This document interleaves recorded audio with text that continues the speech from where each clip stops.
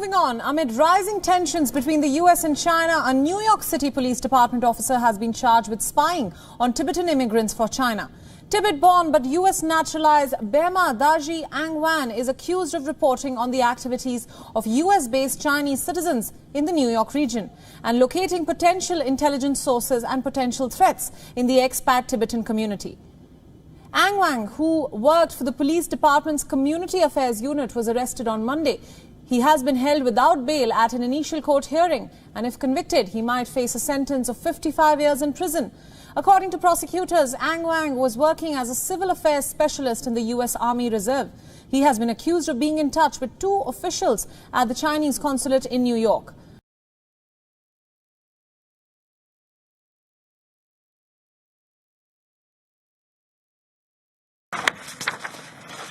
In the prisons, they were tortured, harassed and raped. Belarus's opposition leader paying tribute to pro-democracy protesters in her country, which she fled after last month's presidential election, widely seen as rigged in favour of Alexander Lukashenko. Svetlana Tikhanovskaya was speaking at the European Parliament in Brussels, once again calling for sanctions on senior officials. So I appreciate your efforts to help us with basic things. To recognize Mr. Lukashenko illegitimate, to release political prisoners, to introduce individual sanctions against all individuals involved in the election falsifications and political crackdown.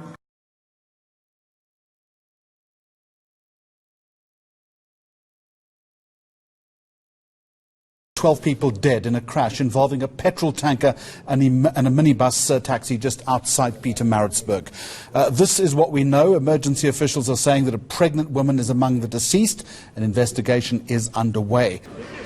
Jeremy, we're right at the scene of the accident where in the morning we understand that the tanker truck was coming from this direction where I'm facing on the side from Pietermaritzburg, traveling towards the Grey Town.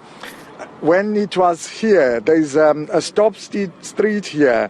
There was a truck that was coming in here that was supposed to yield, but that truck, we are told, couldn't yield, and when the tanker truck tried to avoid that truck, it then collided with the upcoming taxi that was loaded with passengers, and then we understand that passengers were from the taxi were thrown all over the road.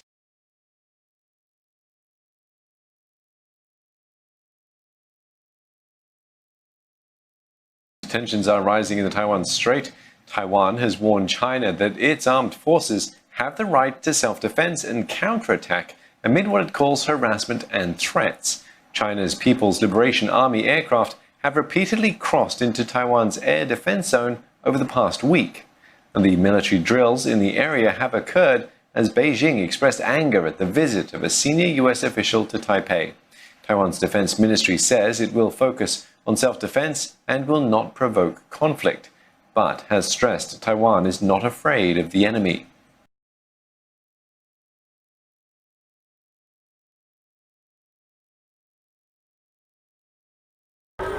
Defying government orders to stay home, thousands of Egyptians marched on Sunday to express their anger about deteriorating conditions and called on the president to resign. South of the capital Cairo and Giza, demonstrators were heard chanting against the military. Police later fired tear gas to disperse the crowd of stone throwers.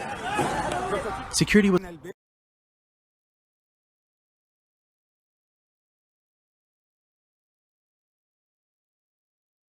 And because there has been no breakthrough yet, no conclusion after the India-China co-commander level talks, Indian Army has strengthened its defense on two fronts. Massive convoys of trucks rushing to Ladakh to stock up on ammunition, fuel, food and high altitude with regard to the Arctic clothing. Remember, this is, as I was telling you, is a long haul and a harsh winter that the defense forces are preparing for. And despite talks that continued for the 6th time and for 14 hours, not revealing any sort of conclusion yet, despite a top commander level talk, it appears now that at least defense forces from the Indian side, the Indian Army, strengthening its defense on two fronts, and it will of course require to stock up ammunition, fuel, food, high altitude clothing as well.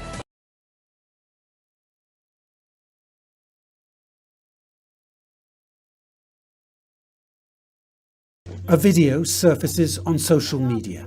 It shows four men as they chase one terrified, naked woman. It shows them beating her.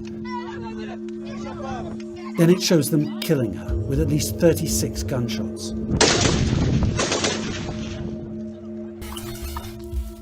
So where was this? Using online technology, we and other researchers have managed to pinpoint the spot. Northern Mozambique, a region consumed by fighting, and a road just outside the small town of Oase. See those billboards, the three trees, the green and the white roofs. There's no doubt about the location. What about the date? The angle of the men's shadows suggests April or September. The video first emerged in early September this year, and we know Mozambican troops were in the area then, launching a major offensive against insurgents. The dry grass also suggests September rather than April.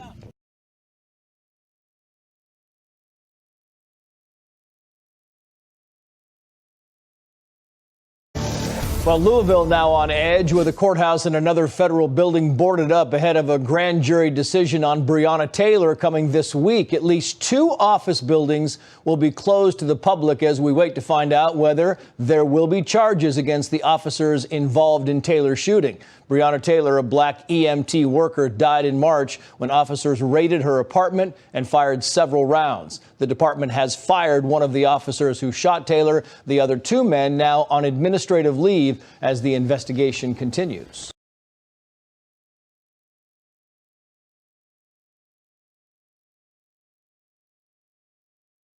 Activist Maryam Lee is a highly controversial figure in Malaysia. She is a Muslim woman who refuses to wear a hijab or a headscarf.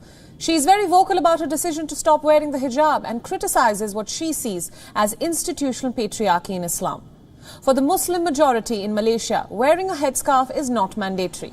But the nation has become more conservative in recent years, and today, most Muslim women wear one. Maryam, who was made to wear a headscarf from the age of 9, says that she realized in her mid-20s that she was conforming to a social expectation rather than a religious requirement and decided to remove it.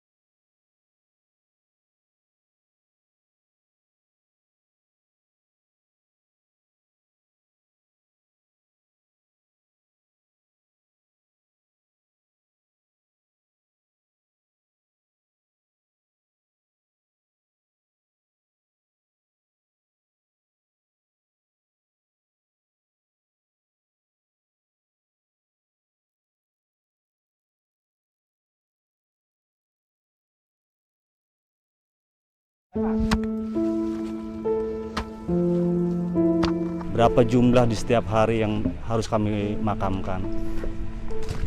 Bukan kami mengeluh dalam hal ini, akan tetapi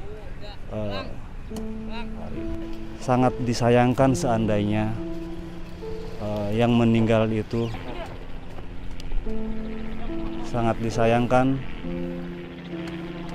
yang meninggal itu akhirnya harus sia-sia akibat tidak mematuhi protokol kesehatan.